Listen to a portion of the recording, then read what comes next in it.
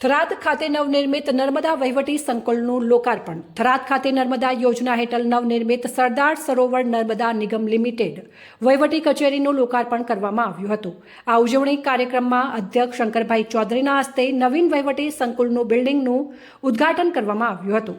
આ સંકુલમાં અધિક્ષક ઇજનેરના માર્ગદર્શન હેઠળ કુલ 3 વિભાગીય તથા 16 પેટા વિભાગીય કચેરીઓ કાર્યરત રહેશે. કુલ 187 અધિકારીઓ તથા કર્મચારીઓ માટેની મહેકમ મંજૂર કરવામાં આવી છે. વર્ષ 2023માં ₹13.28 કરોડના ખર્ચે શરૂ કરાયેલા આ સંકુલ નિર્માણના કાર્યને ડિસેમ્બર 2024માં સફળતાપૂર્વક પૂર્ણ કરવામાં આવ્યું હતું. આ વહીવટી સંકુલની સ્થાપનાથી વિસ્તારના ખેડૂતોના હિત માટેની કામગીરી વધુ ઝડપી અને અસરકારક રીતે અમલમાં આવી શકશે. થરાદ વર્તુળ કચેરી હેઠળ 6 બ્રાન્ચ અને 3 ડાયરેક્ટ ડિસ્ટ્રીબ્યુટરીઓ કાર્યરત છે, જેના માધ્યમથી બનાસકાંઠા જિલ્લાના થરાદ, વાવ, ભાભર, સુઈગામ તાલુકાઓમાં અંદાજે 1.3 લાખ હેક્ટરથી વધુ વિસ્તાર માટે સિંચાઈ માટે પાણી પૂરું પાડવામાં આવે છે. અહેવાલ મહેન્દ્ર ઓઝા, થરાદ.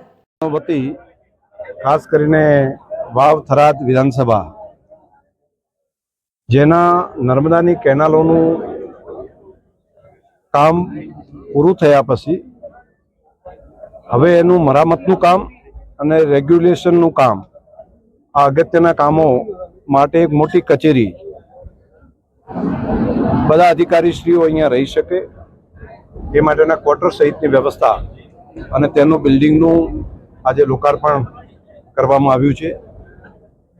આ વિસ્તારના ખેડૂતો માટે આ કચેરી થવાને કારણે ઘર આંગણે જ એમને જરૂરી નર્મદા બાબતની માહિતી, મદદ એ અહીંથી થઈ શકશે.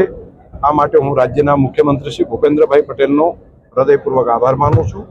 સાથે સાથે જે માઇનોર સબ માઇનોરમાં કેટલા કામો હતા એની પણ આજે મંજૂરી એમણે આપી છે, તો એમના માટે પણ નર્મદા નિગમ અને માનનીય મુખ્યમંત્રીશ્રીનો આભાર માનીએ. આવતીકાલથી નર્મદાની બ્રાન્ચ કેનાલોમાં પાણી છોડવા માટેનો પણ જે નિર્ણય કર્યો છે એ માટે પણ આ વિસ્તારના ખેડૂતો વતી રાજ્ય સરકાર માન્ય મુખ્યમંત્રીશ્રીનો આભાર અને ધન્યવાદ.